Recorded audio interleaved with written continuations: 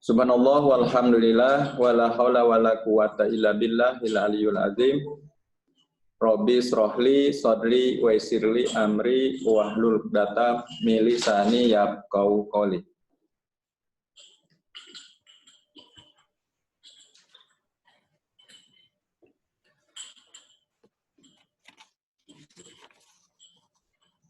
Yang terhormat Bapak Kepala Balai Besar Pelatihan Kesehatan Ciloto, Bapak Samsul Arifin,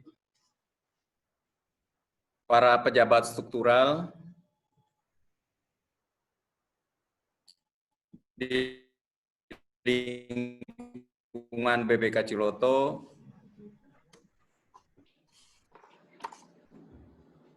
narasumber, serta peserta workshop tutor latihan jarak jauh yang berbahagia. Bismillahirrahmanirrahim. Bismillahirrahmanirrahim. Selamat pagi dan salam sejahtera bagi kita semua.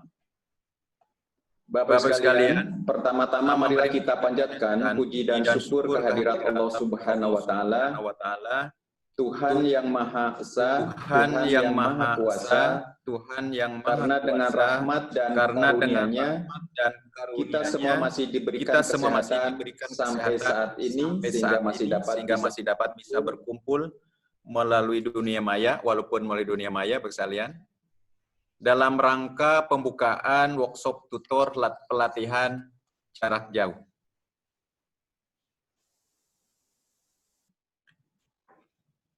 Yang terhormat Bapak Kepala BK Ciloto, pada kesempatan kali ini perkenankan kami melaporkan kegiatan pembukaan workshop tutor pelatihan jarak jauh sebagai berikut. Workshop ini adalah bertujuan untuk menyiapkan peserta menjadi tutor pelatihan jarak jauh dengan menggunakan learning management system dengan kompetensi yang meliputi: 1. Dapat menjelaskan aplikasi LMS. Yang kedua, dapat melakukan pengelolaan bahan ajar dan kelas online.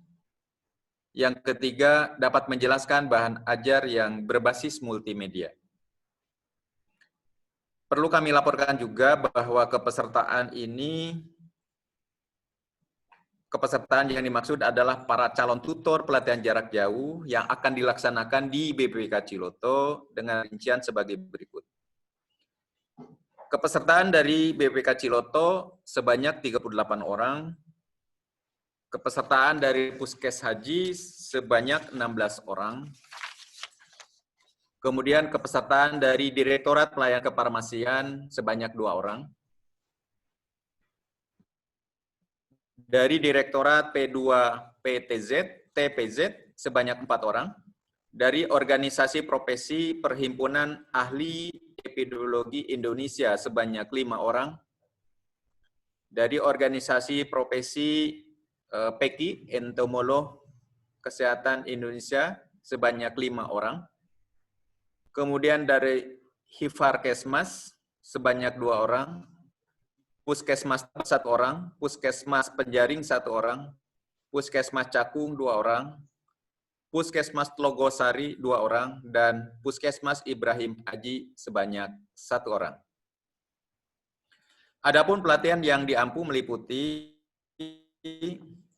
pelatihan jarak jauh yang dimaksud yang akan diselenggarakan di BPK Ciloto, diantaranya adalah pelatihan pelayanan kefarmasian bagi tenaga kefarmasian di puskesmas yang berbasis e-learning. Yang kedua adalah pelatihan pengelolaan kesehatan haji.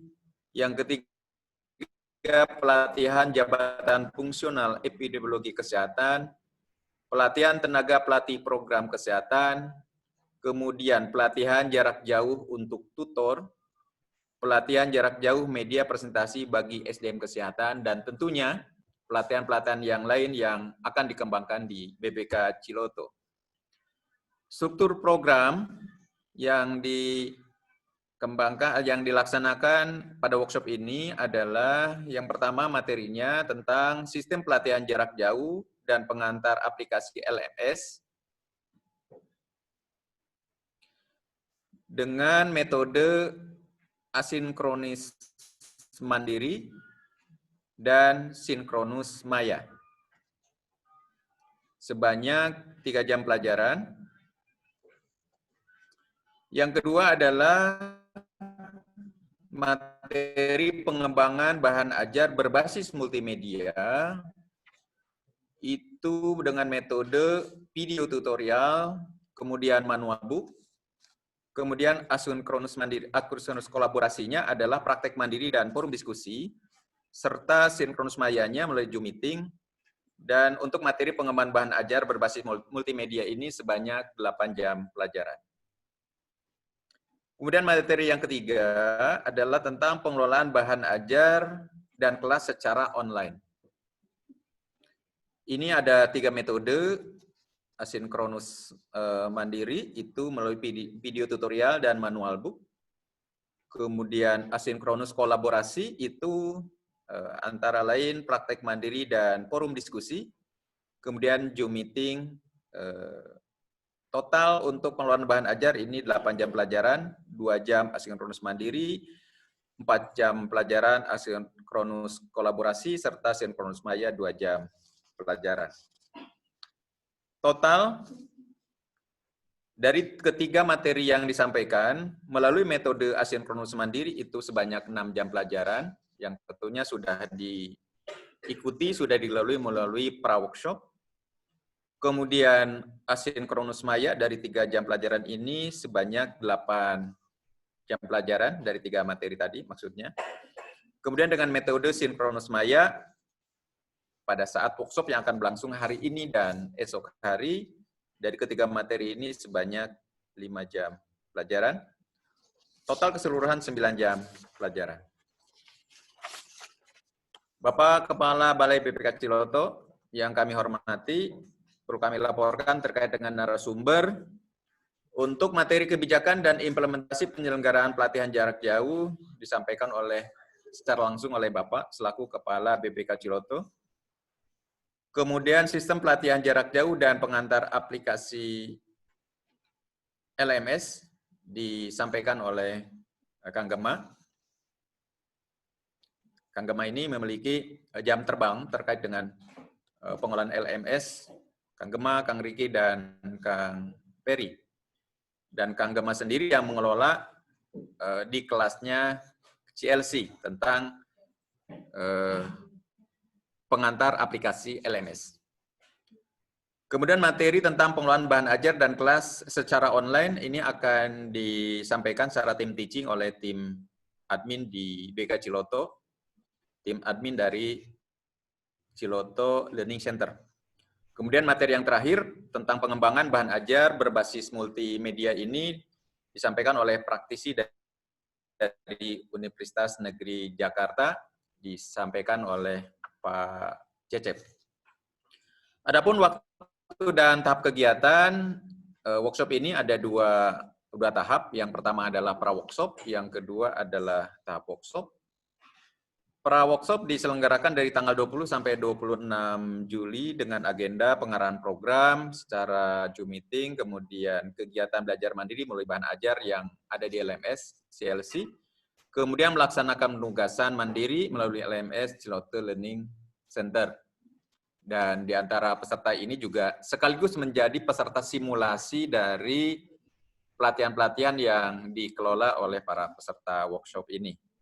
Ada pelatihan, ada kelas maksudnya kelas simulasi pada kelas simulasi farmasi, kemudian epidemiologi, TPPK, termasuk LJJ tutor dan media presentasi. Kemudian tahap yang kedua adalah tentang workshop itu sendiri yang akan dilaksanakan 2 hari, hari ini Senin tanggal 27 Juli sama hari Selasa tanggal 28 Juli. Meliputi pembukaan, saat ini sedang berlangsung, pemberian materi dari narasumber, dan penutupan. Hari ini adalah penggalian materi, kemudian feedback dari penugasan-penugasan, kemudian nanti akan diberikan tugas kembali, dan esok hari akan dilakukan feedback atau penyempurnaan dari hari yang pertama. Pembiayaan ini dibebankan pada DIPA BPK Ciloto tahun 2020.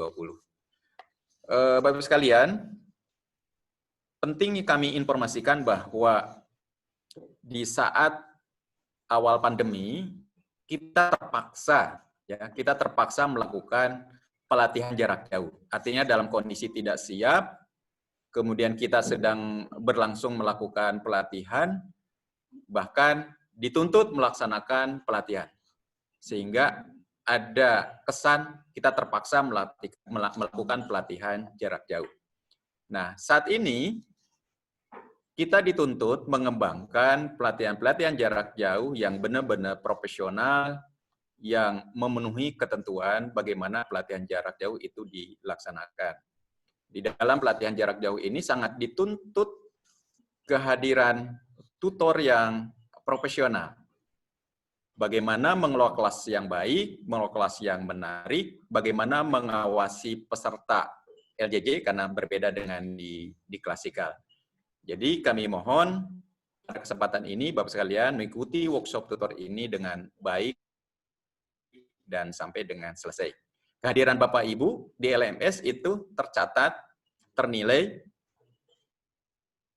ya, melalui log activity, kapan login, kapan log out, seberapa lama Bapak Ibu membuka suatu materi, ya kan? Kemudian bagaimana aktivitas Bapak sekalian di forum diskusi, kemudian apa saja yang dilampirkan pada saat penugasan. Di LMS ini terintegrasi semuanya, baik kehadiran termasuk juga aktivitas Ibu dalam proses pembelajaran, termasuk dalam workshop yang tentunya akan digali dan dipelajari oleh kita bersama. Demikian laporan panitia workshop tutor LJJ yang dilaksanakan di BK Ciloto. Selanjutnya kami mohon Pak Samsul Arifin selaku Kepala BK Ciloto dapat membuka workshop ini secara resmi. Mohon maaf jika ada yang kurang berkenan dan kami ucapkan terima kasih atas perhatian dan kerjasamanya. Selamat mengikuti workshop. Wabillahi taufiq wal hidayah. Wassalamualaikum warahmatullahi wabarakatuh. Terima kasih kepada Bapak Maman SKM MPH. Bapak dan Ibu, marilah kita saksikan tayangan video kesiapan BBPK Ciloto dalam penyelenggaraan pelatihan di masa pandemi dan video perbincangan dari media sosial berikut ini.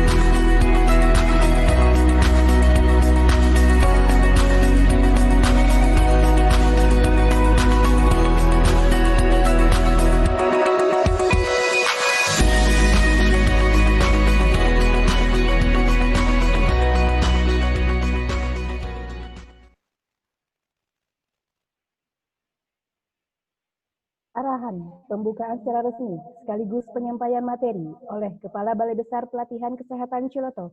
Kepada yang terhormat Bapak Samsul Arifin SKMMP, kami persilahkan.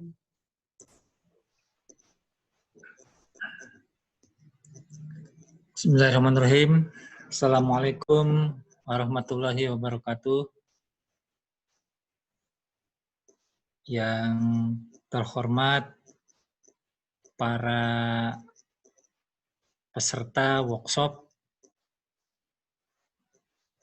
tutor pelatihan jarak jauh yang pada hari ini dalam keadaan sehat walafiat, semoga semuanya seperti itu. Panitia workshop yang saya hormati dan teman-teman semua yang tidak bisa saya sebutkan satu persatu. Marilah pertama-tama kita panjatkan puji syukur kehadirat Allah Subhanahu wa Ta'ala karena pada pagi ini kita dipertemukan oleh Allah Subhanahu wa Ta'ala dalam forum tatap muka, ya, walaupun kita berada di dimensi tempat yang lain, tetapi secara dimensi waktu kita bersama di sini. Salawat dan salam marilah kita panjatkan selalu kepada junjungan kita Nabi Muhammad SAW yang telah membawa kita ke alam yang terang benderang, ke alam yang kita bisa membedakan mana yang hak dan mana yang batil. Bapak Ibu, saya langsung statement pembukaan aja ya, setelah itu langsung ngasih materi ya supaya nggak panjang. Jadi Bapak Ibu dengan mengucapkan Bismillahirrahmanirrahim, saya nyatakan workshop pelatihan untuk workshop tutor pelatihan jarak jauh saya buka dengan resmi. Tok, tok, tok. Saya ucapkan terima kasih yang sebesar-besarnya kepada teman-teman yang telah memfasilitasi kegiatan ini dari mulai pra workshop sampai sekarang dilaksanakannya workshop. Semoga apa yang kita lakukan bermanfaat buat masyarakat dan rakyat Indonesia secara umum, bermanfaat buat komunitas pelatihan, dan bermanfaat buat kita semua. Semoga Allah memberkati kita semua. Baik Bapak Ibu, saya mungkin izin untuk share screen untuk mengantarkan Bapak Ibu pada workshop kali ini.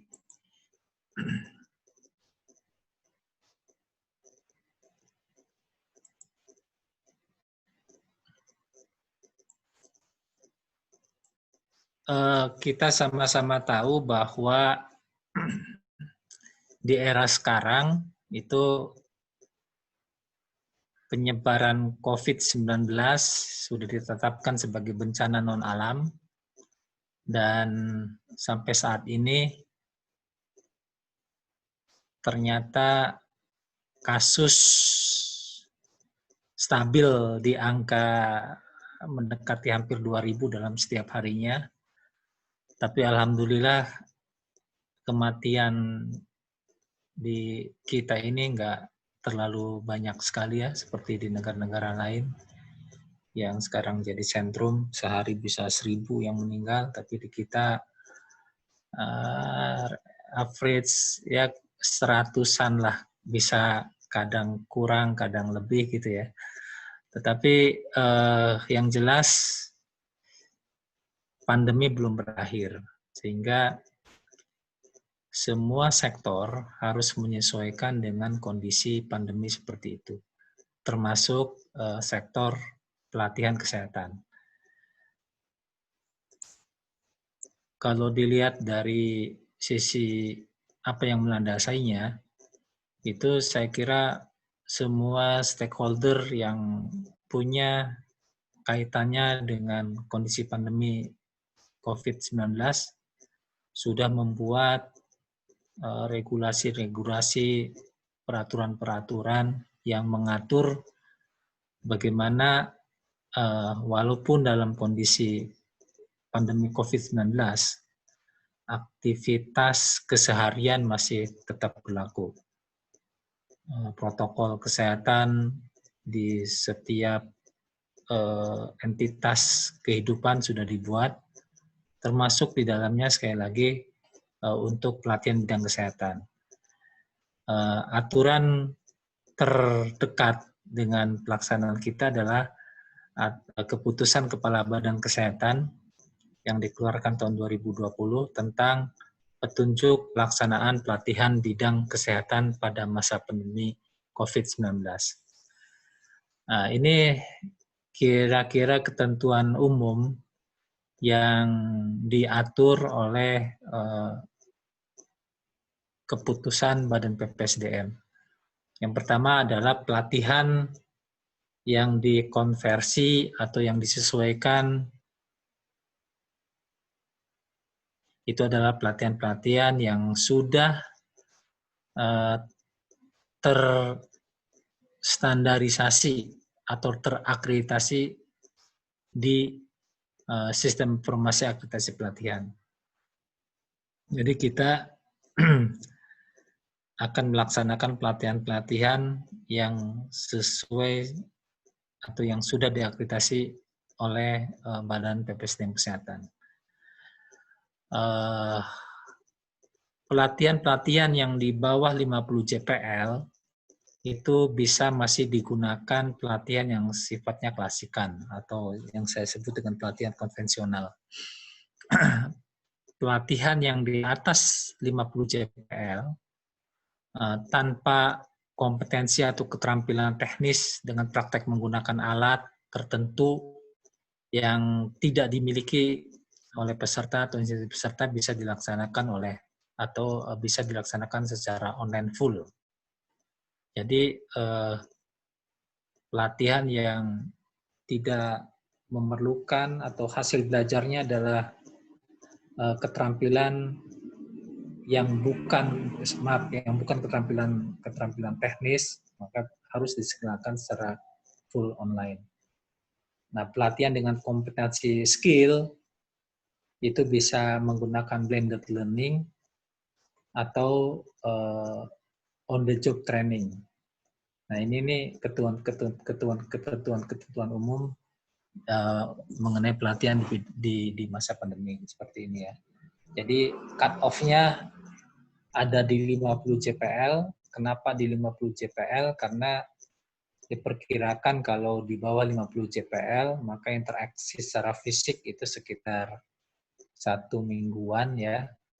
Jadi mungkin seminggu sebelum sesudahnya bisa digunakan sebagai observasi pada kita semua apakah terjadi paparan virus COVID selama kita berinteraksi. Bapak Ibu, teman-teman semua, bahwa penyampaian materi pada pembelajaran jarak jauh itu bisa dilaksanakan secara real time ya, curah pendapat ceramah seperti ini yang sekarang kita lakukan. Nah, di aturan tersebut bahwa maksimal pembelajaran dalam 1 hari itu adalah 1 kali pembelajaran ya, itu 4 JPL. Kalau di ketentuan sih bilang sesuai dengan kebutuhan juga sih, tapi ini saya kira 4 JPL itu sudah diperhitungkan dengan kondisi kesehatan mata gitu ya. Artinya pada saat kita terus berinteraksi dengan layar monitor, baik menggunakan HP ataupun komputer, itu pasti ada implikasi radiasi yang diterima oleh mata kita. Sehingga dengan maksimal 4 JPL itu asumsinya itu bisa menyehatkan kesehatan mata kita. Dan di poin nomor 3 itu udah jelas bahwa setiap penyampaian materi dari satu materi ke materi berikutnya itu minimal harus ada jeda ya, sekitar 60 menit. Nah, itu sekali lagi kenapa harus jeda 60 menit, itu semata-mata pertimbangan untuk kesehatan kita, baik secara psikis maupun secara fisik ya, yang pasti langsung terpapar dalam mata kita. Bukti-bukti kehadiran pada saat proses pembelajaran jarak jauh itu nanti bisa ada presensi, kita bisa merekam semua aktivitas yang tadi Pak Maman ceritakan di learning management system, atau kita bisa melakukan screenshot ya dari apa yang ada di layar. Dan bukti-bukti pembelajaran itu untuk fasilitator bisa merupakan bahan tayang atau bahan-bahan penugasan yang dilaksanakan oleh fasilitator dan peserta. Bapak Ibu, ini sebenarnya secara umum gitu ya, ada 4 model bagaimana interaksi antara fasilitator dan fasilitator di sini adalah sumber belajar ya. Jadi kita istilahkan fasilitator itu sebagai sumber belajar karena fasilitator adalah salah satu sumber belajar dari yang banyak dan peserta pelatihan. Minimal ada 2 lah, ada 2 ya, ada secara sinkronus, ini secara sinkronus dan secara asinkronus. Jadi yang sinkronus ini yang bagian atas, asinkronus ini yang bagian bawah. Yang sinkronus ini intinya adalah ada interaksi ya antara fasilitator atau narasumber dengan peserta. Yang sifatnya langsung nih, ini dimensi waktu dan dimensi tempat sama.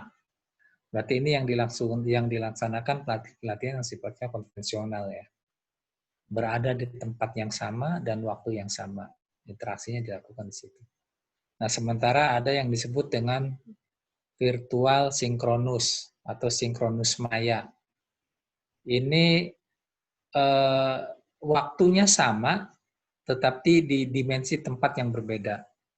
Seperti zooming yang sekarang kita lakukan itu bisa dikategorikan sebagai virtual maya.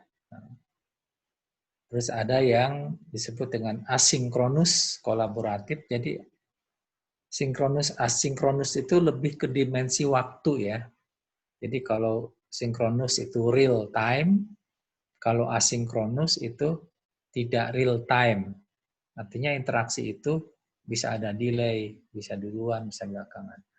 Nah, ini ada yang disebutnya kolaboratif. Kalau kolaboratif berarti masih ada partisipasi dari fasilitator di sini. Kalangan kolaboratif. Atau fasilitasi dari tutor.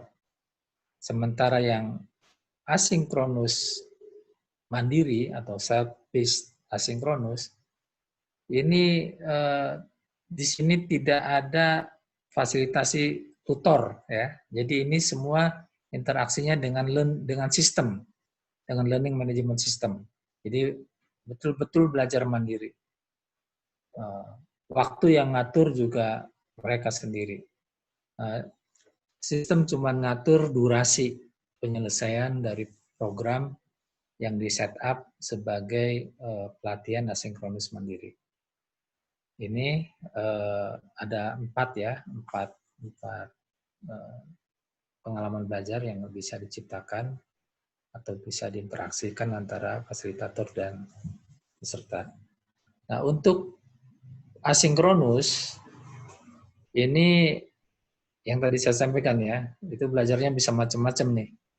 Bisa lewat bahan penugasan yang diberikan pada saat penyampaian materi, atau sudah diletakkan di learning management system. Penugasan itu bisa diselesaikan bisa secara individual atau kelompok. Nah, penyelesaian penugasan dilakukan di tempatnya masing-masing.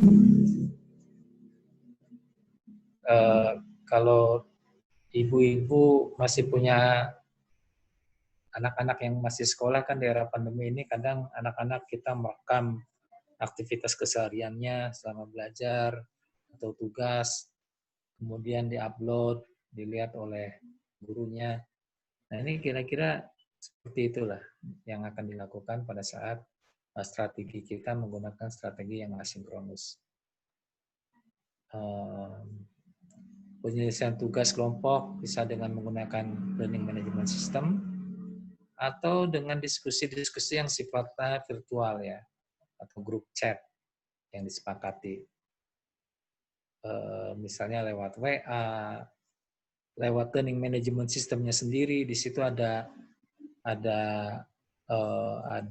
fitur forum ya, itu bisa digunakan untuk diskusi mengenai pembelajaran yang sedang dilakukan. Waktu penugasan itu juga disesuaikan dengan sistem atau tutor kalau itu kolaboratif. Itu tentunya disesuaikan dengan kebutuhan.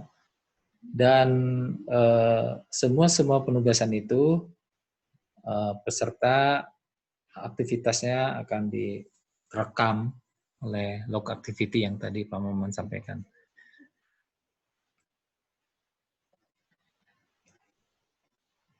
Oke, kalau misalnya yang sinkronus itu ya, yang sinkronus maya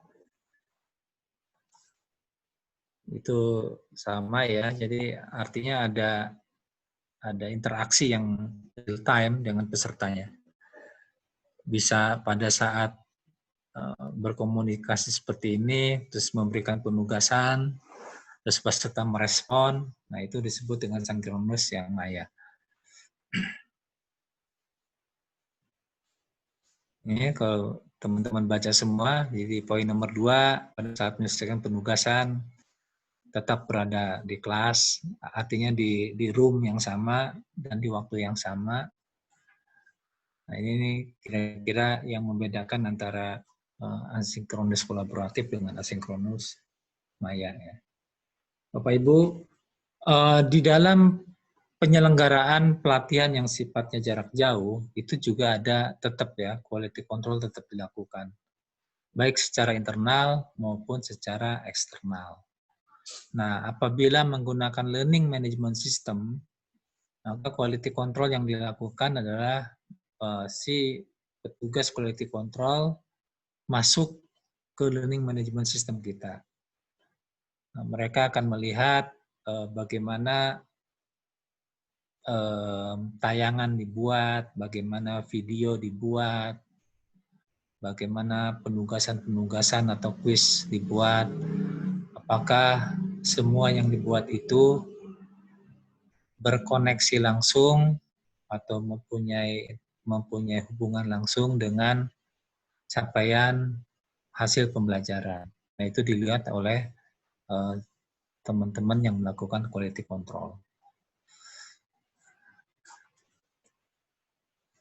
Evaluasinya juga sama, seperti yang konvensional, ada evaluasi yang sifatnya substantif, ada evaluasi yang sifatnya perilaku. Nah, bedanya evaluasi sikap perilaku itu karena kita nggak ketemu secara fisik, maka pengendalian sikap perilaku itu kita akan lihat di log activity-nya. Apakah dia karena yang dinilai kan masih sama ya, yang dinilai itu kerjasamanya, prakarsanya atau kreativitasnya, terus disiplin. Jadi pokok utama yang dinilai, dan itu semua bisa dilihat di log activity. Apakah pada saat dia menyelesaikan kuis tepat waktu, apakah dia aktif selama diskusi. Nah, itu bisa terekam semua di log activity di learning management system. Nah, bagaimana kalau misalnya ada ada di skenario pembelajarannya itu adalah praktek lapangan atau observasi lapangan. Maka skenario pembelajaran yang dibuat adalah peserta latih itu harus bisa memastikan kita sebagai tutor atau sebagai penyelenggara benar-benar melaksanakan observasi lapangan atau praktek lapangan itu. Dengan cara apa? Ya dengan cara mengupload bukti-bukti dokumentasi yang berhubungan dengan praktek lapangan tersebut. Bisa berupa rekaman video, foto, atau surat keterangan yang ditandatangani oleh pejabat yang punya kepentingan, yang berwenang pada saat praktek lapangan atau observasi lapangan itu dilakukan.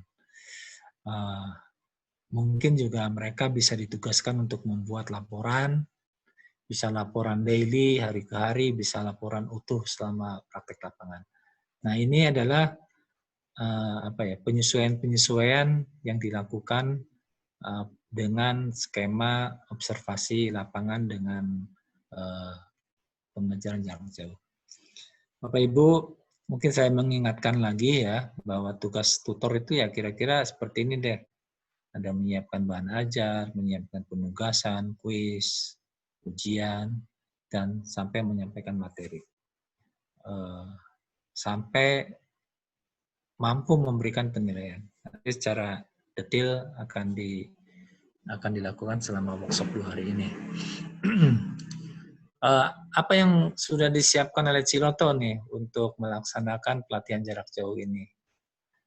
Pertama, secara hukum kita sudah membuat surat keputusan, terus sarana prasarana, kita sudah membuat portal yang disebut dengan CLC, Ciloto Learning Center. Itu adalah portal yang berbasis learning management system. Kita sih kepengen, jadi gini, logikanya ya, pada saat conventional class, ruangan itu kan diperlukan ya, supaya peserta tertampung di dalam kelas, sesuai dengan kapasitasnya. Semakin kelasnya banyak, semakin pesertanya banyak, maka kapasitas kelas itu dibesarkan. Nah, kalau kita menggunakan basis learning management system, maka yang dibesarkan bukan kapasitas ruang kelasnya, tapi kapasitas storage ya, kapasitas bandwidth. Kapasitas bandwidth itu kan lebih ke jalan ke ruangan, ke portal itu semakin besar bandwidth-nya, maka semakin besar akses komunikasi setiap orang masuk ke portal Ciloto Learning Center. Itu yang pertama. Jadi bandwidth-nya harus dibesarkan supaya aksesnya gampang. Terus yang kedua adalah storage-nya harus dibesarkan juga. Tempat penyimpanan bukti-bukti belajar itu harus besar juga. Bayangkan kalau misalnya kita punya 500 peserta. Setiap peserta selama pelatihan ya, taruhlah 100 megabyte gitu ya, itu sekecil-kecilnya. 100 megabyte kali 500, itu kan udah perlu giga gitu kan ya. Sehingga kapasitas storage itu terus akan kita tingkatkan sesuai dengan kapasitas peserta yang masuk ke learning management system kita. SDM juga kita siapkan. Bapak Ibu, yang sekarang kita lakukan adalah menyiapkan tutor. untuk pelatihan-pelatihan yang sudah didesain oleh BPK Ciloto yang tadi Pak Maman sebutkan. Ada pelatihan epidemiologi, ada pelatihan ke farmasian, ada pelatihan haji, ada pelatihan yang berhubungan dengan peningkatan SDM, bagaimana membuat presentasi yang baik, menjadi tutor yang baik, pelatihan admin. Jadi ini yang akan kita lakukan di Ciloto. Dan yang misalnya kenapa kita mengundang teman-teman dari Persatuan Entomolog gitu ya, PEKI, karena ya Ciloto karena pengampu japung yang ada di P2P, maka kita sedangkan di P2P kan ada 2 japung ya, Epid dan Ento, dan entomologi kesehatan, maka kita persiapkan tenaga-tenaga teman-teman profesi entomologi juga untuk menjadi tutor. Sehingga pada saat kita meng-create pelatihan yang berhubungan dengan japung entomologi, ada teman-teman japung entomologi yang sudah siap. Kalau dengan teman-teman PAEI, saya kira sudah berjalan dengan baik ya. Program bersama kita. Nah, kita tunggu tinggal dari PEK ini. Kerjasamanya dengan kita harus lebih dikencangin lagi kayaknya. Terus pedoman dalam menggunakan learning management system termasuk media sosial ya. Media sosial itu berperan aktif dalam marketing, menyebarluaskan informasi. Dan yang sekarang kita lakukan adalah workshop calon tutor LJJ. Ini kesiapan-kesiapan yang sedang kita lakukan supaya pelaksanaan pelatihan jarak jauh ini berjalan dengan baik. Ini yang tadi saya sampaikan, ada pelatihan-pelatihan, tadi Pak Maman juga sudah menyebutkannya. Dan ini yang menarik ya Bapak Ibu, jadi tadi juga di video sudah disampaikan bahwa ada lonjakan penggunaan medsos di BPK Ciloto. Di YouTube itu yang tadinya subscriber itu cuma 1.100, ini 10.990 per sekarang ya. Kalau Bapak Ibu iseng-iseng masuk ke YouTube, angkanya di 10,9K.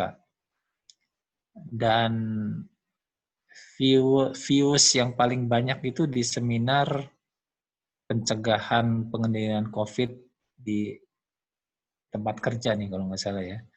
Sebanyak 26.600. Jadi ini menariknya di era industri 4.0 itu ya. Jadi yang sekarang ke depannya ini kan TV-TV konvensional yang disiarkan secara live yang sekarang itu pasti akan punah sebentar lagi. Diganti oleh channel-channel medsos yang seperti sekarang nih, YouTube, TikTok gitu ya. Bayangkan sekarang kemarin saya baca tuh YouTuber ya di Indonesia aja, penghasilannya itu lebih dari seorang pengusaha tuh.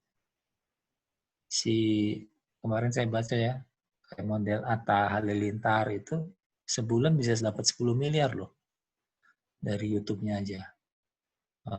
Ada beberapa tuh yang saya lihat yang top YouTuber gitu kan ya, si Radit ya. Radit Pelawak itu stand up comedy itu penghasilannya besar juga. Jadi emang dulu ada di era pengetahuan itu sebelum masuk ke era industri 4.0 itu mengatakan bahwa misalnya gini ya, WI itu kan jualannya kan pakai PowerPoint gitu ya. Jadi sekali bikin PowerPoint, nah modalnya sekali, tapi penghasilannya bisa berkali-kali. Karena bisa mengajar di beberapa pelatihan dan di beberapa event gitu kan ya. Jadi bikin sekali, tapi honornya tuh berkali-kali. Itu zaman dulu tuh. zaman sebelum era industri 4.0 gitu kan ya. Nah, zaman sekarang beda gitu kan ya. Jadi zaman sekarang misalnya nih, sekarang ya pelatihan LJJ itu akan dapat honor pada saat sifatnya sinkronus, real time. Tapi pada saat misalnya kita akan menerapkan asinkronus yang murni, maka paparan-paparan tadi itu tidak sifatnya real time. Itu akan di-embed, akan dimasukkan ke learning management system, sehingga akan di-download oleh peserta, sehingga peserta bisa membaca, mempelajari PPT kita tuh kapan saja. Jadi sekarang kalau kayak gitu, sebenarnya tuh orang yang hebat di zaman sekarang itu orang yang mempunyai kemampuan, keikhlasan untuk sharing, untuk berbagi. Nah, termasuk di dalamnya berbagi pengetahuan lewat PPT-PPT yang kita buat. Kita buat sekali, tapi yang nonton bisa ribuan atau jutaan kali. Nah, itu kehebatannya sharing pengetahuan. Ini kan yang namanya kayak gitu kan ibaratnya kan kayak pisau aja gitu kan ya, putih. Pada saat kita ngasih pengetahuan yang bermanfaat sama orang lain, bayangkan itu diakses ribuan bahkan jutaan kali. Mungkin secara finansial itu nggak seperti kayak dulu gitu kan ya. Kita melaksanakan pembelajaran yang konvensional. Setiap ngajar 5 jam langsung dapat cash, uang plek gitu kan. Nah, zaman sekarang udah nggak kayak gitu tuh. Walaupun PPT kita banyak yang pakai, bahkan mungkin dibajak gitu ya, terus diaku. Kita yang bikin nih tapi diaku oleh orang lain. Itu mungkin aja zaman sekarang. Tapi sekali lagi, kalau kita niatnya sharing, berbagi pengetahuan yang baik, maka itu kan kebaikan kita tuh. Kalau 1.000 orang akses kebaikan kita, berarti kan kita udah meng-share 1.000 kebaikan. Kaliin aja deh, 1.000 kali 10 gitu kan ya. 10.000 kebaikan tuh. Mungkin, sekali lagi, nggak diterima di sekarang nih kebaikannya. Nggak dikasih cash sekarang, tapi kebaikannya mungkin ditaruh nanti di akhirat ya. Ya semoga kita melakukan itu dengan penuh keikhlasan nih kalau kayak gini. Gitu. Nah, ini di kunjungan YouTube yang paling banyak ya profil BPK Ciloto ada 33. Ini 33.000 kita kelihatannya bangga nih banyak gitu kan ya. Nah, sekarang tinggal siapa, kita ngebandingin siapa gitu ya. Kalau ngebandinginnya dengan si Raffi Ahmad, Atta Halilintar ya ini nggak ada apa-apanya gitu kan ya. Dengan channel yang saya langganan tuh misalnya olahraga ya, Bein Sport itu kan udah miliaran. Ya, kita cuma 33.000. Sedikit kalau dibandinginnya ke sana. Tapi kalau dibandinginnya dengan institusi sama sesama institusi pemerintah, maka angka ribuan tuh, puluhan ribu termasuk angka yang bagus gitu. Karena misalnya di YouTube yang Bapak Ibu iseng deh nanti suatu saat ya, cek aja YouTube yang selevel ya, YouTube Satker ya. Kalau YouTube kementerian pasti kita kalah gitu kan. Kalau YouTube Satker misalnya YouTube-nya ini yang teman-teman P2P kan ada nih. Satker P2P tuh punya YouTube, cek berapa subscribernya. Terus apalagi yang balai-balai cek berapa subscribernya. Kita mendingan gitu kan. Bahkan saya lihat angkanya udah bagus. Ini apa ya? Ini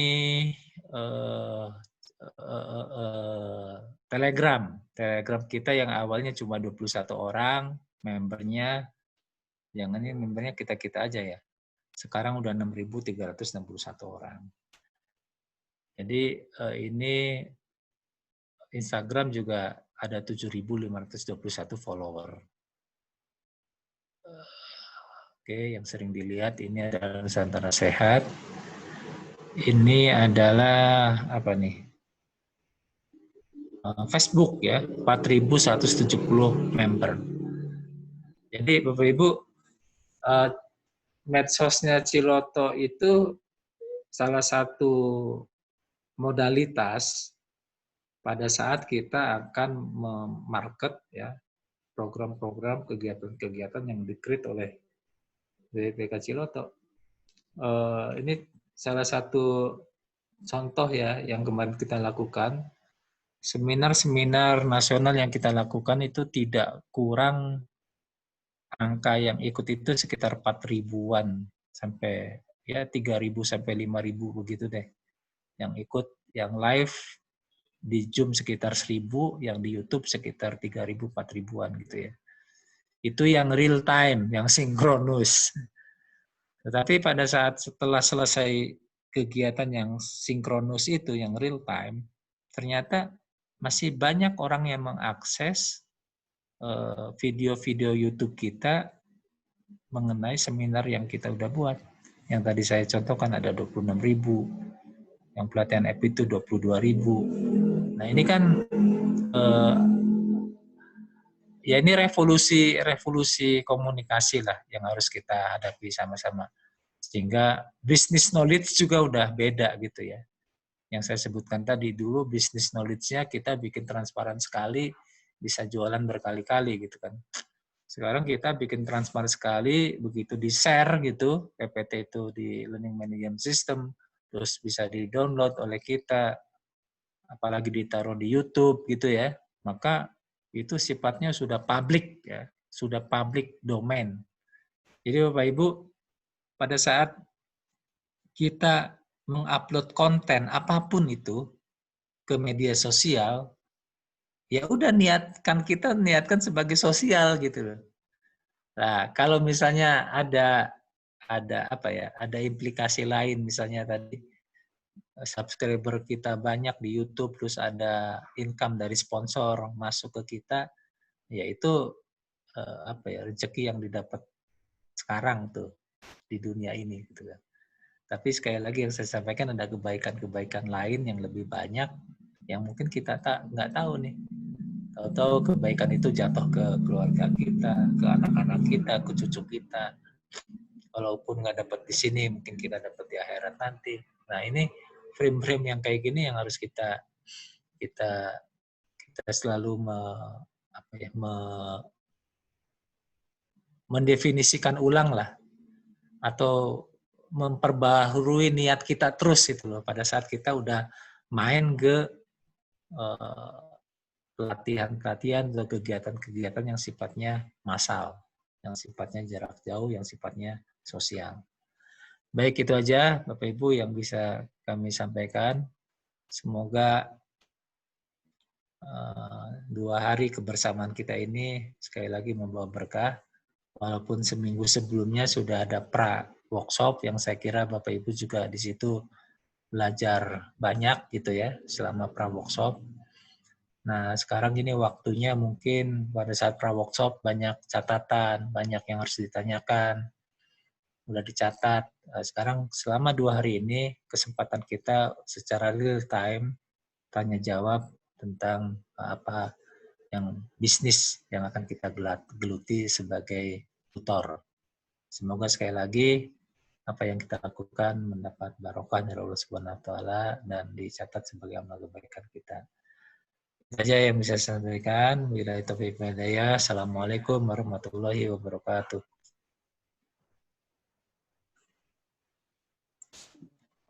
Terima kasih kepada Bapak Samsul Arifin SKM MSID. Baiklah Bapak Ibu, marilah kita peregangan